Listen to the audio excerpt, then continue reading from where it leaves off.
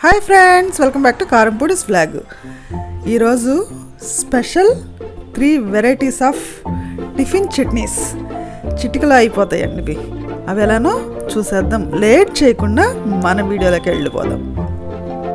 ఈ చట్నీలు చాలా టేస్టీగా ఉంటాయండి, చాలా ఫాస్ట్గా చేసేసుకోవచ్చు. ముందుగా ఒక బాండిల్లో 1 స్పూన్ నూనె వేసుకొని, మనకు కావాల్సిన 3-4 పచ్చిమిరపకాయలు వేసుకొని, కొంచెం జీలకర్ర వేసుకొని చక్కగా వేయించుకున్న తర్వాత మిక్సీ జార్లో ట్రాన్స్ఫర్ చేసేసుకుందాం.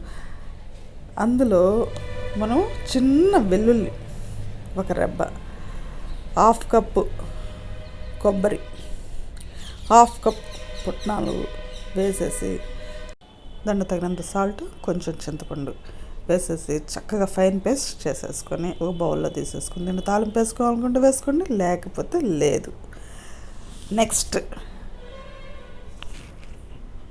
ఒక బండిలో 1 స్పూన్ వేసుకొని కావాల్సినంత పచ్చిమిరపకాయలు, కొంచెం జీలకర్ర వేసి, జీలకర్ర చక్కగా వేగిన తర్వాత మనము పూరేకుల్లా కట్ చేసుకున్నటువంటి చిన్న ఉల్లిపాయ ముక్కలను వేసేసి, దాంట్లో కొంచెం సాల్ట్ వేసుకుని త్వరగా మగ్గిపోతే, కొంచెం మగ్గిన తర్వాత ఒక 1/2 కప్పు పచ్చి కొబ్బరి కూడా 2 మినిట్స్ వేయించండి, మంచి టేస్ట్ వస్తుంది.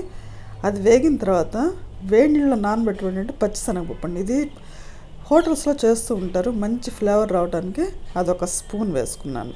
పచ్చిశనగపప్పు వేడి నీళ్ళలో నానబెట్టుకున్నాను అనమాట.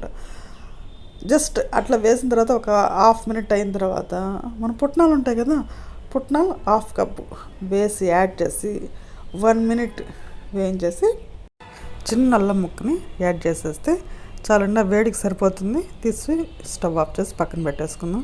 ఇవన్నీ చల్లారిన తర్వాత కొంచెం కొత్తిమీర కాళ్ళు ఉంటాయి కదండి, వేడి మీద వేసేసేయండి. కొత్తిమీర కాళ్ళు కూడా వేసేస్తారనుకోండి, ముందైనా పర్లేదు.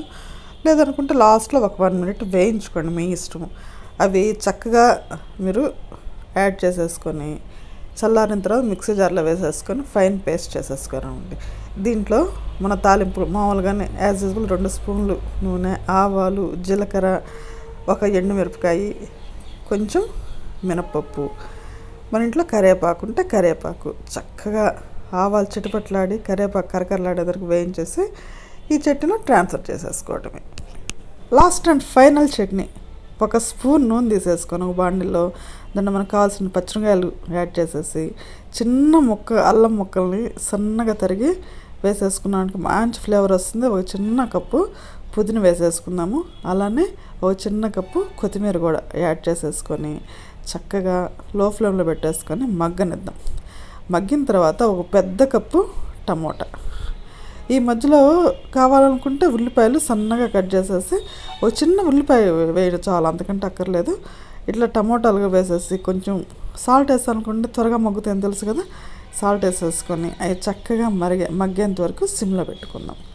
అవి బాగా మగ్గిన తర్వాత పక్కన చూస్తారు కదా, అట్లా మగ్గాలి, మెత్తగా అవ్వాలన్నమాట. మగ్గిన తర్వాత పక్కన పెట్టేసుకొని చల్లారిన తర్వాత మన మిక్సీలో అందులోకి మనం కొంచెం కొబ్బరి, 2-3 వెల్లుల్లి చక్కగా క్రష్ చేసేసుకుందాం. దాంట్లో మన టమోటా ముక్కలు వేసేసుకొని చక్కగా కచ్చాబచ్చాగా రుబ్బుకోండి. ఫైన్ పేస్ట్ అక్కర్లేదు, కచ్చాబచ్చాగా రుబ్బుకుంటేనే మనం చట్నీ చాలా టేస్టీగా ఉంటుంది. ఫైనల్గా దీంట్లో ఒకసారి సాల్ట్ చూసేసుకొని ఏమన్నా అవసరమైతే యాడ్ చేసుకోండి. అలానే చింతపండు కూడా యాడ్ చేసేసుకొని చక్కగా కలిపేసేసుకొని పక్కన పెట్టేసుకోండి. దీనికి కావాలంటే తాలింపు వేసేసుకోండి. నేను అన్నిట్లో తాలింపు వేయనండి, ఎందుకంటే ఆయిల్ తక్కువ వాడమని చెప్తున్నారు కదా, ప్రతి దాంట్లో ఆయిల్ ఎందుకు చెప్పండి. అందుకని అవసరమైతే అప్పుడప్పుడు వేసుకుంటాం టేస్ట్ కోసం, అంతే. చూసారా, 3 రకాల చట్నీలు ఎంత ఈజీ అయిపోయినా. ఈ వీడియో నచ్చిందా? అయితే మీరు ఒకసారి చేసి ఎలా వచ్చినా నాకు ఒక్కసారి కామెంట్ చేయండి. మరోసారి కలుస్తా మీకు.